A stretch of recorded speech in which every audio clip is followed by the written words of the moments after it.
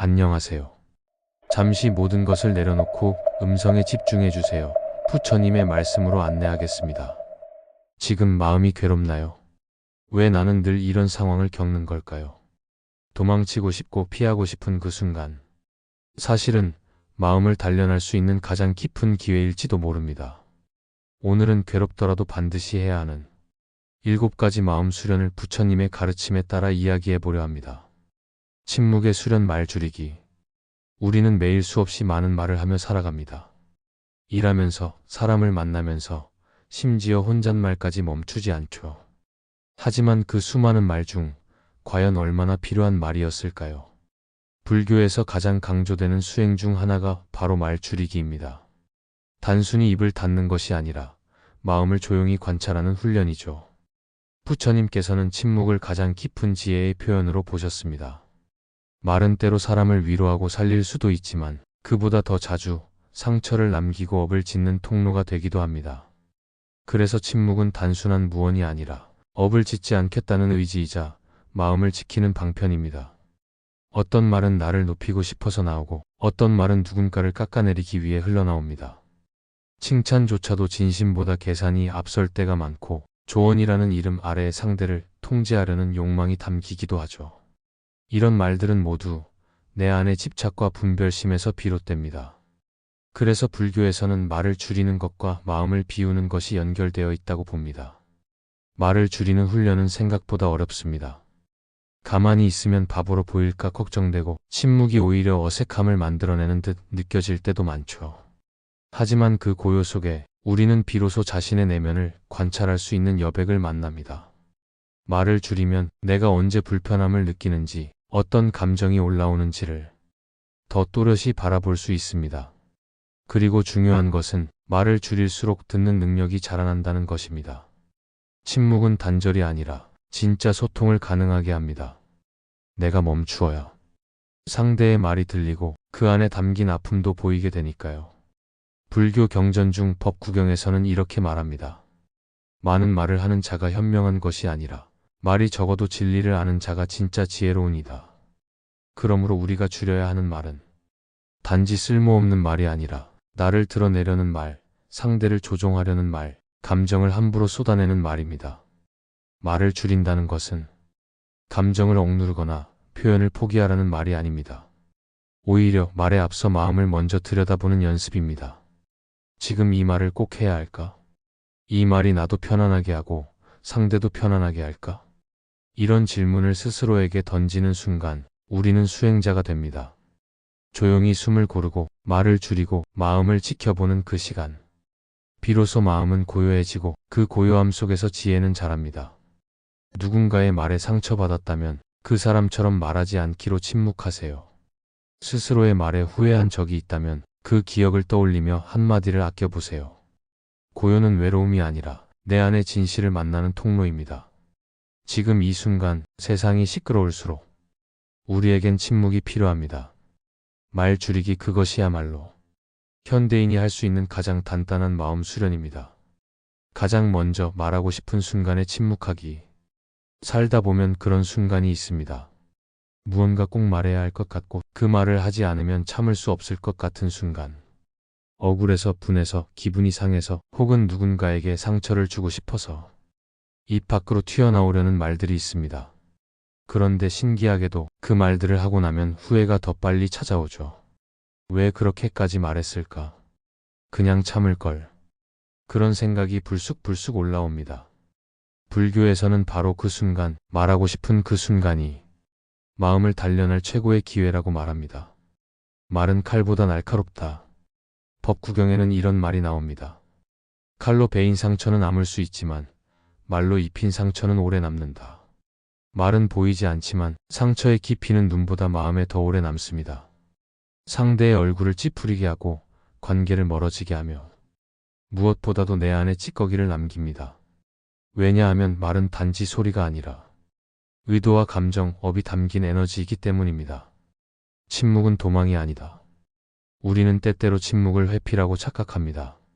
말을 안 하면 바보처럼 보일까봐 지지 않는다는 걸 보여줘야 하니까. 그래서 말하고 반박하고 해명합니다.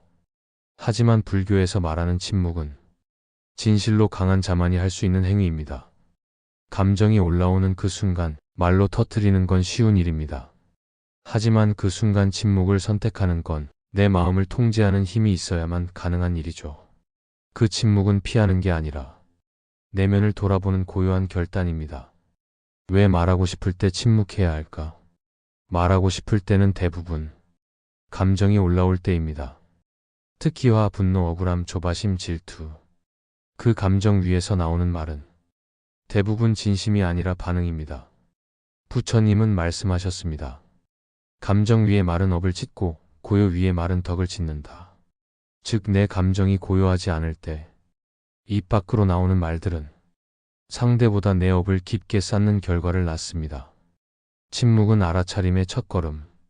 침묵이란 단순히 말을 안 하는 것이 아니라 내 안에서 올라오는 감정을 지켜보는 시간입니다. 지금 이 말 정말 해야 하나? 이 말로 내가 얻고 싶은 건 뭘까? 상대를 위한 걸까? 내 감정을 풀기 위한 걸까? 이런 질문들을 스스로에게 던져보는 것, 그게 알아차림이고 수행의 시작입니다. 말하고 싶은 순간에 침묵하면 처음엔 속이 터질 것 같고 내가 지는 것처럼 느껴질 수 있어요. 하지만 그 몇 초를 견디고 나면 그 감정이 얼마나 더섭는 것이었는지, 내가 했을 수도 있는 말이 얼마나 위험했는지 또렷하게 보이기 시작합니다. 수행은 입이 아니라 마음에서 시작된다. 우리는 매일 같은 감정 패턴에 반복적으로 반응하며 살아갑니다. 그중 가장 습관적인 것이 바로 말입니다. 그래서 불교에서는 정어를 계율 중 하나로 삼고 있죠. 거짓말, 험담, 욕설, 쓸데없는 말 모두가 수행자의 길을 막는 마음의 소음입니다. 가장 먼저 말하고 싶은 순간에 침묵하세요. 그리고 그 침묵 안에서 내가 진짜로 하고 싶은 말은 무엇이었는지 차분히 들여다보세요. 그렇게 한마디를 멈추는 일이 내 삶을 지키고 업을 끊는 길이 됩니다. 침묵은 지는 게 아닙니다. 침묵은 도망도 아닙니다. 침묵은 마음을 이기는 가장 강한 선택입니다. 말은 업을 짓는 가장 빠른 길입니다. 감정이 올라올 때 말로 터뜨리면 나도 상처받고 상대도 멀어집니다. 부처님은 말씀하셨습니다. 침묵은 지혜 있는 자의 언어다. 화가 날 때, 억울할 때, 속상할 때 그 한마디를 참는 것, 그게 바로 첫 번째 수련입니다. 자비의 수련. 미운 사람을 바라보기. 사람을 미워해 본 적 있나요? 그 사람이 내 인생에 다시는 안 나타났으면 좋겠고 그 사람의 목소리만 들어도 마음이 뒤틀리는 경험. 우리는 살아가면서 좋은 인연만을 원하지만 현실은 그렇지 않습니다. 오히려 깊은 상처는 가까운 사람에게서 오고 나를 힘들게 하는 사람은 늘 주변에 머무르곤 하죠. 그래서 불교에서는 말합니다. 진짜 수행은 미운 사람을 통해 완성된다고. 왜 그 사람만 보면 마음이 요동칠까? 그 사람은 이미 나를 떠났을 수도 있고 아무 일 없다는 듯이 살아가고 있을 수도 있습니다. 그런데 이상하게도 나는 여전히 그 사람을 떠올리며 괴롭습니다. 왜일까요? 그 사람 때문에가 아니라 그 사람에 대한 내 마음을 아직 놓지 못했기 때문입니다.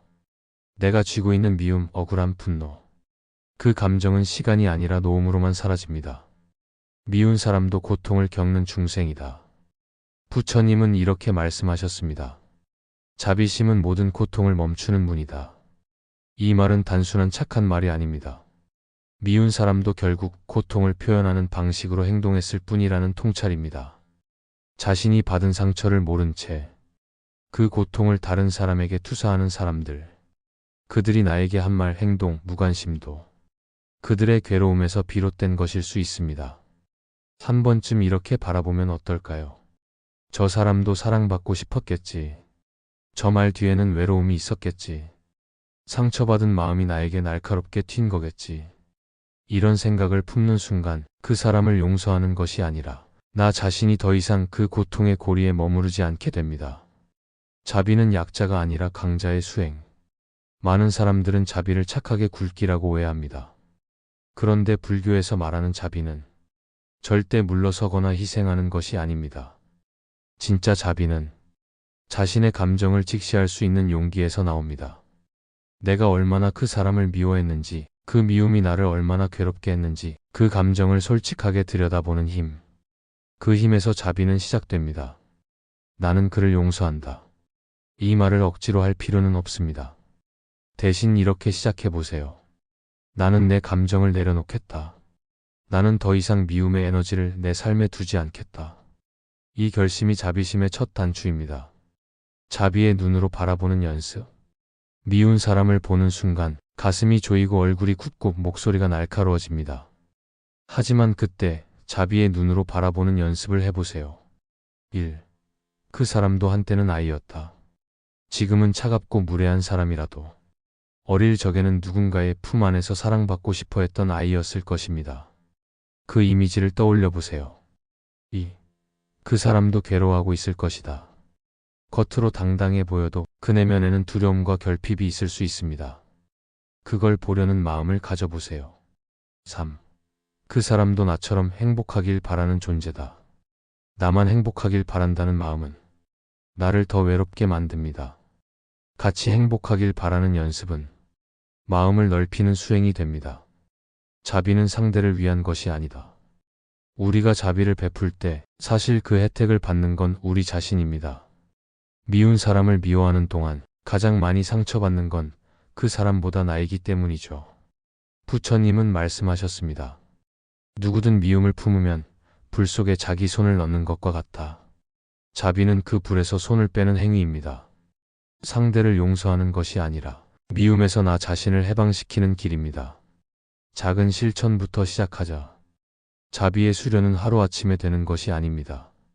하지만 작게 시작할 수 있습니다. 그 사람을 떠올리며 조용히 숨을 깊게 쉬어보기. 그래, 너도 괴로웠겠지라고 마음속으로 말해보기. 그 사람과 엮였던 과거를 중립적인 시선으로 관찰해보기. 그 사람 없이도 내 삶이 평화로울 수 있음을 상상해보기. 이런 작은 연습이 쌓이면 자비는 더 이상 관념이 아니라 내 안에서 살아 움직이는 에너지가 됩니다. 우리는 누구나 누군가를 미워한 적이 있고 또 누군가에게 미움받았던 적도 있습니다. 그 기억들은 아프고 무겁지만 그 속에 숨어있는 마음의 진실을 꺼내보면 가장 깊은 수행의 기회가 됩니다. 그 사람을 바라보는 눈이 바뀌면 내 인생을 바라보는 시선도 바뀌게 됩니다. 지금 마음에 떠오르는 사람이 있다면 그 사람에게 자비를 보내보세요. 그 자비는 결국 나를 향한 연민이 될 것입니다. 우리는 미운 사람에게서 멀어지고 싶습니다. 하지만 불교에서는 이렇게 가르칩니다. 자비심은 고통을 끊는 열쇠이다. 나를 힘들게 한 그 사람도 괴로움 속에서 반응했을 뿐입니다. 그 사람도 한때는 누군가의 아이였고 사랑받고 싶었던 존재였다는 것을 기억하세요. 미운 마음 속에서 자비심을 꺼내는 연습, 그게 두 번째 수련입니다. 노음의 수련 집착 내려놓기. 우리는 살아가며 수많은 것을 쥐고 살아갑니다. 사람, 감정, 물건, 기억, 욕망, 상처. 그중 어떤 것은 너무 소중해서 절대 놓을 수 없다고 믿게 됩니다. 하지만 이상하게도 그렇게 소중히 쥐고 있을수록 마음은 더 무겁고 괴로움은 더 깊어집니다. 불교에서는 그 이유를 아주 간단하게 설명합니다. 고의 근원은 집착이다. 즉, 괴로움은 외부 상황이 아니라 내가 쥐고 있는 마음에서 비롯된다는 것. 오늘 우리는 그 쥐고 있는 마음을 천천히 내려놓는 연습, 노음의 수련을 이야기해 보려 합니다. 왜 그렇게 집착하게 되는가? 어릴 적 우리는 어떤 장난감을 절대 놓지 않으려 했습니다. 누군가 뺏어갈까봐, 이걸 놓으면 불안할까봐 그 조그만 물건에 매달려 울고 떼썼던 기억이 있죠. 나이가 들어도 크게 다르지 않습니다. 사람의 형태만 변했을 뿐 집착하는 대상은 여전히 불안을 가려주는 무언가입니다. 누군가는 관계에 집착합니다. 그 사람이 나를 떠날까봐, 이 사랑이 끝날까봐. 누군가는 성과에 집착합니다. 인정받지 못하면 나는 아무것도 아니라서.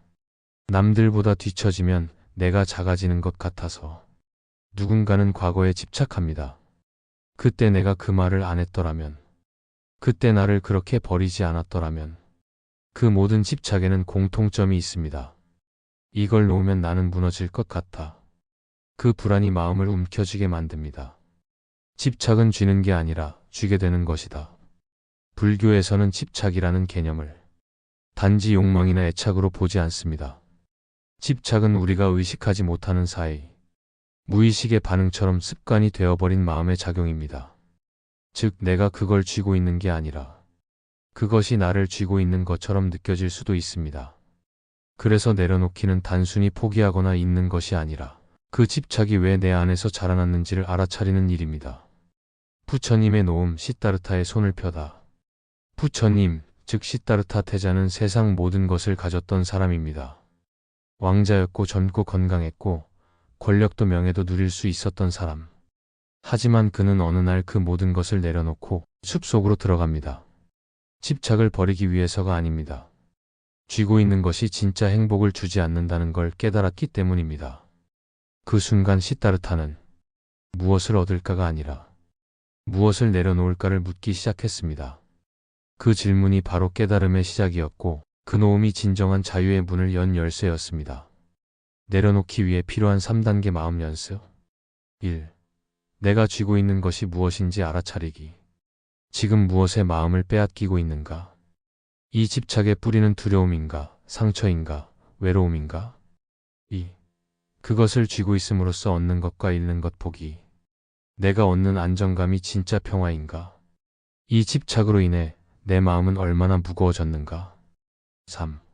쥐고 있어도 괜찮고 놓아도 괜찮다는 중도의 마음 갖기. 놓는다고 사라지는 것이 아니다. 오히려 놓아야 더 잘 보이고 더 멀리 간다. 놓는다고 사라지는 것이 아니다. 많은 사람들이 놓아야 한다는 말을 들으면 포기나 잊기라고 생각합니다. 하지만 불교의 노음은 다릅니다. 놓는다고 그 대상이 사라지는 게 아닙니다. 그것을 바라보는 내 마음의 방식이 바뀌는 것입니다. 예를 들어, 사랑을 놓는다는 건 사랑했던 그 사람을 부정하거나 그 추억을 지우는 것이 아닙니다. 다만 그 사람 없이는 안 된다는 생각을 내려놓는 것입니다. 그때가 내 인생의 전부였다는 믿음을 비우는 것입니다. 그렇게 하면 그 사랑도 그 사람도 그 추억도 좀 더 가볍게 아름답게 머물 수 있게 됩니다. 놓는 건 잃는 게 아니라 자유로워지는 것이다. 불교의 가르침 중 가장 중요한 말 중 하나가 바로 무소유, 즉 아무것도 가지지 않는다는 뜻입니다. 그 말은 삶을 비우라는 명령이 아니라 쥐고 있을수록 괴로워진다는 자비로운 깨우침입니다. 무언가를 놓는 순간 우리는 잃는 것이 아니라 오히려 더 많이 보게 됩니다. 쥐고 있을 땐 보지 못했던 나 자신, 그 아래 깔려있던 감정, 그리고 놓음 뒤에 오는 평온함과 공간을 말이죠. 오늘 우리가 내려놓아야 할 것은 지나간 말 한마디를 계속 되새기는 집착, 결과에만 매달려 지금을 놓치는 마음, 누군가의 인정이 없으면 불안한 감정, 이미 끝난 관계를 다시 붙잡으려는 욕망, 완벽해야 한다는 자기 강박. 이 모든 것을 놓아야 한다는 말이 아니라 놓을 수 있다는 희망으로 받아들여 보세요. 놓음은 강한 사람만이 할 수 있는 선택입니다. 왜냐하면 내려놓는 그 순간 우리는 두려움과 직면해야 하기 때문입니다. 하지만 바로 그 두려움을 통과했을 때 비로소 우리는 더 깊은 자유를 만나게 됩니다. 놓음의 수련은 하루에 완성되지 않습니다. 하지만 매일 아주 조금씩 손가락에 힘을 빼보는 것부터 시작할 수 있습니다. 오늘 하루 무엇을 놓아야 할까요? 지금 잠시 눈을 감고 내가 꽉 쥐고 있는 게 무엇인지 그 무게를 느껴보세요. 그리고 아주 작게 속으로 말해보세요. 놓아도 괜찮다. 내가 나를 놓아주겠다. 그것이 오늘 당신의 수행이 됩니다. 우리가 괴로운 가장 큰 이유는 무언가를 쥐고 있기 때문입니다. 사랑, 인정, 돈, 과거. 그 어떤 것도 영원하지 않습니다. 부처님은 말씀하셨습니다. 모든 것은 인연 따라 생기고 인연 따라 사라진다. 쥐고 있는 손을 펴는 연습. 잃는 게 아니라 놓는 것입니다. 이게 세 번째 수련입니다. 혼자의 수련. 외로움 받아들이기. 나 혼자뿐이라는 생각이 들 때 삶이 참 견디기 어려워집니다. 문득 저녁이 깊어질 때, 친구들과 연락이 뜸해졌을 때, 누구에게도 기대고 싶지 않지만 막상 혼자 있을 땐 텅 빈 구멍처럼 느껴지는 감정. 그게 바로 외로움입니다. 누군가 함께 있어도, 바로 옆에 있어도 혼자인 것 같은 기분. 그럴 때 우리는 이렇게 묻습니다. 나는 왜 이렇게 혼자인 걸까? 다른 사람은 다 잘 지내는 것 같은데 왜 나만 이리도 공허할까? 오늘 우리는 그 외로움을 피하는 것이 아니라 받아들이는 수행, 즉 혼자의 수련에 대해 이야기해 보려 합니다. 왜 외로움은 그렇게 아픈가? 외로움은 단순히 사람이 없는 상태가 아닙니다. 그건 마음 깊숙한 곳에서 내가 충분히 사랑받지 못하고 있다는 결핍의 감정입니다. 사람은 본능적으로 누군가와 연결되어 있다는 느낌에서 안정감을 찾습니다. 그래서 관계가 끊기거나 연락이 줄거나 기대가 무너지면 내가 버려졌다는 느낌으로 이어지곤 합니다. 하지만 진실은 이렇습니다. 누구도 완전히 연결된 채 살아갈 수는 없습니다. 모든 관계는 오고 가고 사람은 바쁘고 인생에는 공백의 시간이 찾아오죠. 그때마다 우리가 해야 할 일은 그 공백을 메우는 것이 아니라 그 공백을 받아들이는 연습입니다. 부처님의 고요한 수행. 부처님은 깨달음을 얻기까지 수많은 고행과 명상을 하셨습니다. 그중 가장 강력한 수행이 있었던 장소는 숲속 홀로 앉은 자리였습니다. 제자도 대중도 가르침도 없던 그 자리에서 오직 자기 마음만 마주한 순간 부처님은 마침내 괴로움의 원인을 꿰뚫습니다. 그분은 이렇게 말씀하셨습니다. 진리를 마주할 때 사람은 혼자여야 한다. 고요 속에서만 마음은 자신을 본다. 즉 외로움 속에서야 우리는 진짜 나와 만날 수 있다는 뜻입니다. 혼자 있는 시간을 견디지 못하는 시대. 요즘 우리는 너무도 많은 자극과 연결 속에 살고 있습니다. 누군가를 기다릴 땐 핸드폰을 보며 시간을 채우고 조금만 조용해져도 음악이나 영상으로 빈틈을 막습니다. 그렇게 하루 종일 누군가와 연결된 것 같지만 밤이 되면 더 외롭고 마음은 더 고요하지 못합니다. 왜냐하면 내면과 마주하는 법을 잊어버렸기 때문입니다. 혼자 있는 순간이 오면 불안해지고 초조해지고 무언가를 채워야만 할 것 같아 자꾸만 외부로 시선을 돌리게 됩니다. 하지만 불교는 이렇게 말합니다. 고요 속에서 고요를 두려워하지 말라. 그 고요가 곧 당신이다. 외로움은 고통이 아니라 메시지다. 외로움은 우리가 피해야 할 감정이 아니라 무언가 중요한 것을 알려주는 신호입니다. 지금 내 마음은 누구의 위로가 필요한가? 나는 왜 지금 텅 빈 느낌을 느끼는가? 지금 내가 정말 바라는 건 무엇인가? 이 질문들을 정직하게 마주할 수 있다면 외로움은 나를 더 단단하게 만드는 선생이 됩니다. 고통은 견딜수록 단단해지지만 외로움은 직면할수록 부드러워집니다. 왜냐하면 외로움의 본질은 강한 감정이 아니라 나를 안아달라는 마음의 신호이기 때문입니다. 혼자 있는 시간은 성장의 씨앗이다. 혼자는 비어있는 게 아니라 채워질 가능성의 공간입니다. 누구의 기대도 없는 상태에서 진짜 내가 원하는 것이 무엇인지 들을 수 있고 비교나 시선에서 자유로울 때 나다운 삶의 방향이 보이기 시작합니다. 그리고 무엇보다 혼자 있는 시간을 잘 견딘 사람은 누구와 있어도 흔들리지 않는 단단함을 갖게 됩니다. 그 단단함이 바로 삶의 평온이고 수행의 열매입니다. 외로움을 받아들이는 마음 수련. 그렇다면 외로움과 친해지기 위해 우리는 어떻게 연습해야 할까요? 1. 외로움을 느낄 때 피하지 않기. 핸드폰, 음악, 대화 대신 그 감정을 있는 그대로 바라보기. 2. 자신에게 말을 걸기. 지금 나는 외롭구나. 괜찮아, 이 마음도 지나갈 거야. 따뜻한 자기 말 한마디가 큰 위로가 됩니다. 3. 고요한 시간을 스케줄에 넣기. 하루에 10분, 의도적으로 아무것도 하지 않는 시간. 그냥 나와 함께 있는 연습. 4. 타인의 외로움도 이해하기. 외로움은 나만의 감정이 아니라 모든 사람이 겪는 인간적 경험임을 떠올리기. 이렇게 연습하다 보면 외로움이 나를 흔드는 감정이 아니라 나를 키우는 시간으로 바뀌기 시작합니다. 혼자의 수련은 결국 나를 안아주는 시간. 수행이란 거창한 것이 아닙니다. 마음이 힘들 때 그 마음을 나 자신이 안아주는 것. 그게 진짜 수행입니다.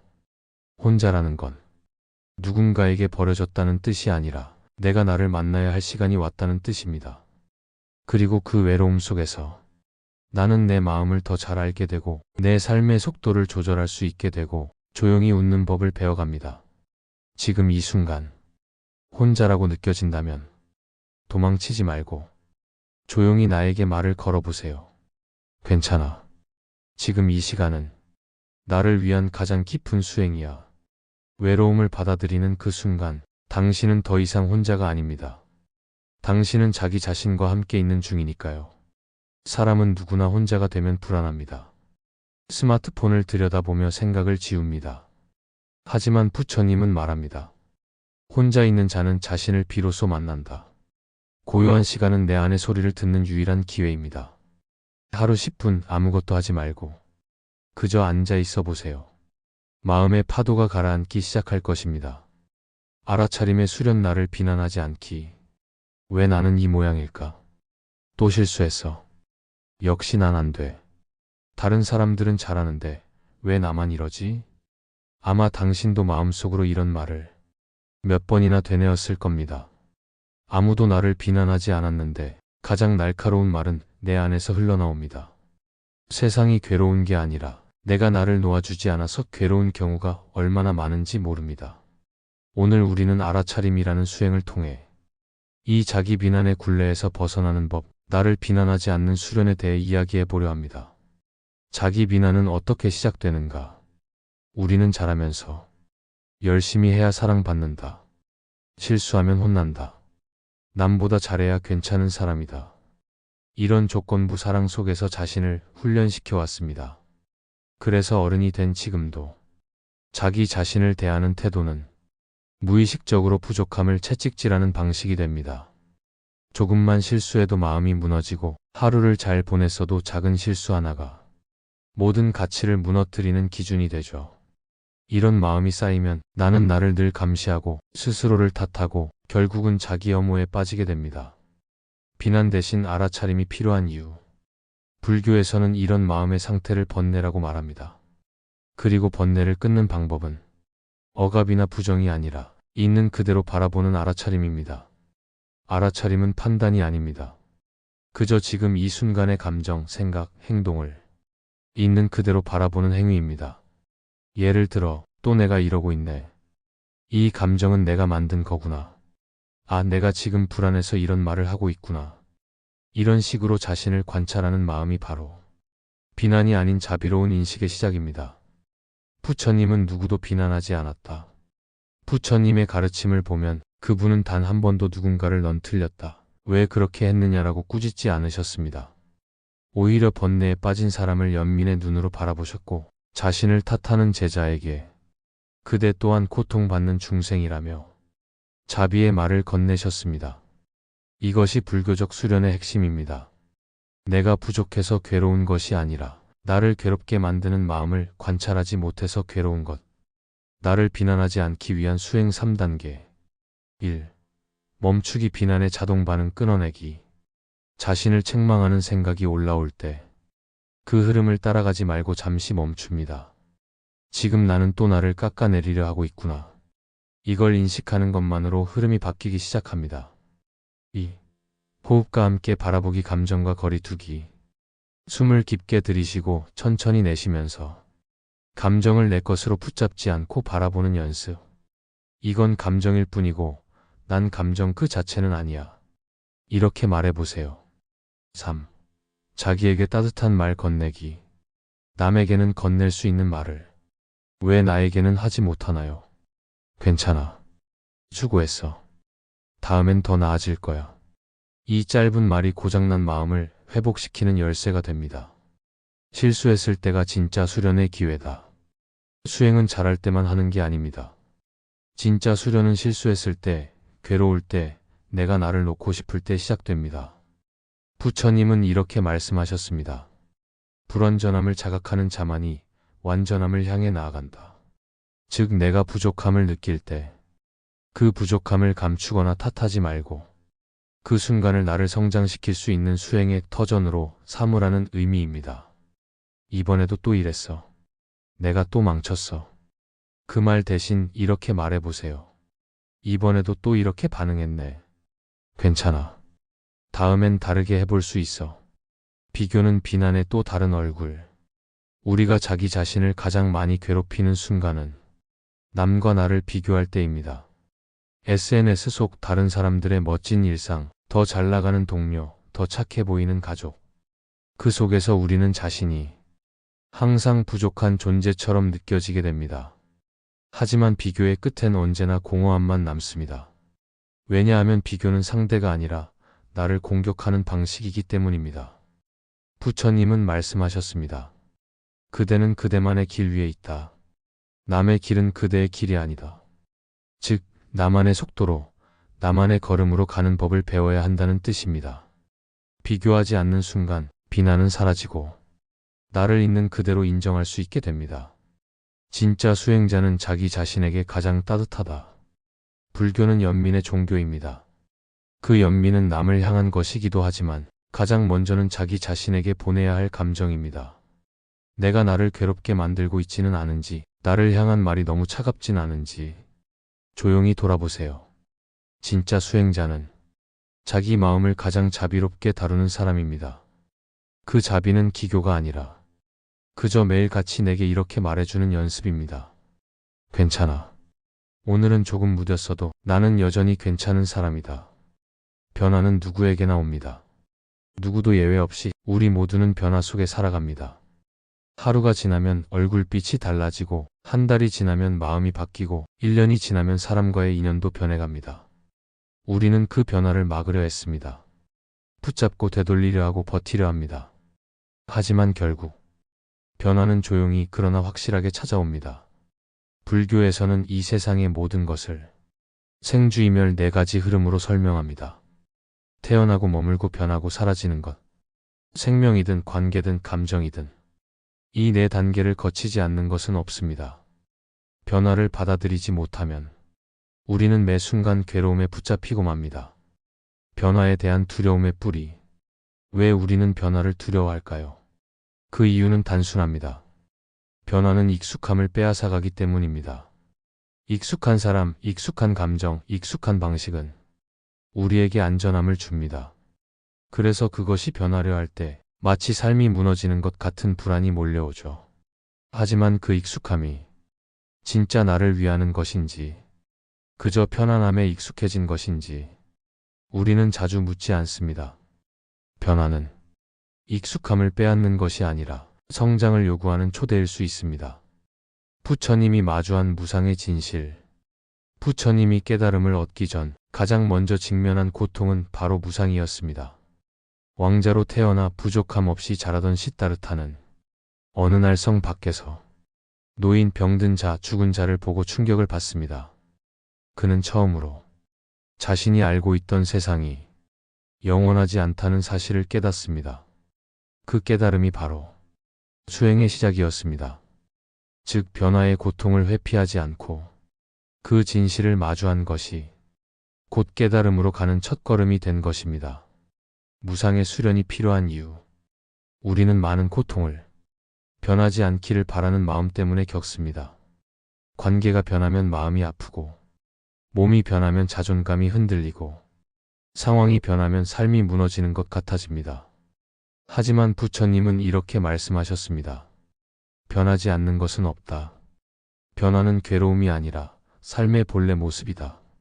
무상의 진리를 받아들이는 순간 우리는 더 이상 변화에 휘둘리지 않습니다. 그 변화 속에서 고통이 아니라 지혜를 찾을 수 있게 됩니다. 변화를 받아들이는 마음 수련. 그렇다면 우리는 어떻게 이 무상의 흐름 속에서 마음을 고요히 유지할 수 있을까요? 1. 지금 이 순간을 있는 그대로 보기. 변화는 미래에만 있는 게 아닙니다. 지금 이 순간도 변화하고 있다는 걸 인식하세요. 호흡 한 번, 생각 하나, 감정 하나가 모두 변화의 연속입니다. 2. 모든 인연에 감사하며 놓아보기. 함께했던 사람, 사랑했던 순간, 그 모든 것들이 잠시 내 곁에 머물렀다는 사실에 감사하며 그 인연을 천천히 놓아보세요. 잃는 것이 아니라 떠나는 것을 존중하는 마음입니다. 3. 과거를 계속 붙잡지 않기. 그땐 좋았는데 그 시절로 돌아갈 수 있다면. 이런 말은 지금을 갉아먹습니다. 지금 이 순간을 있는 그대로 받아들이는 것, 그것이 수행의 힘입니다. 4. 새로운 변화에 열린 자세로 다가가기. 변화는 두렵지만 그 안에 새로운 가능성이 숨어 있습니다. 이 변화는 나에게 무엇을 알려주려 하는가? 이렇게 질문해 보세요. 변화는 끝이 아니라 시작이다. 무상은 끝을 의미하지 않습니다. 오히려 또 다른 시작의 문입니다. 꽃이 지고 나면 열매가 맺고 해가 지고 나면 달이 뜨듯 삶은 끊임없이 이어집니다. 무엇이 끝났다고 느껴질 때 그 자리에 남은 나는 이전보다 더 단단해져 있습니다. 변화를 두려워하지 말고 그 안에 깃든 메시지를 들어보세요. 어쩌면 그 변화는 당신에게 더 큰 평화와 더 깊은 자기를 만나게 해줄지도 모릅니다. 지금 변화를 받아들이는 연습. 오늘 하루 당신이 붙잡고 있는 건 무엇인가요?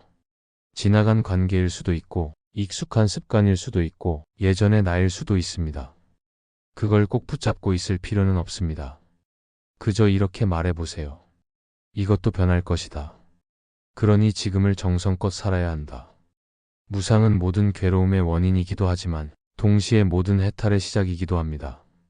변화를 받아들이는 그 순간 당신의 삶은 더 이상 흔들리는 바다 위가 아니라 바람을 타는 배가 됩니다. 마음 수련은 편안할 때 하는 게 아닙니다. 괴로울 때 비로소 시작되는 길입니다. 참고 견디고 바라보는 이 7가지 마음 수련이 오늘 당신의 하루를 조금 덜 괴롭게, 조금 더 평화롭게 만들기를 바랍니다. 구독과 좋아요 영상을 만드는 데 힘이 됩니다. 성불하십시오.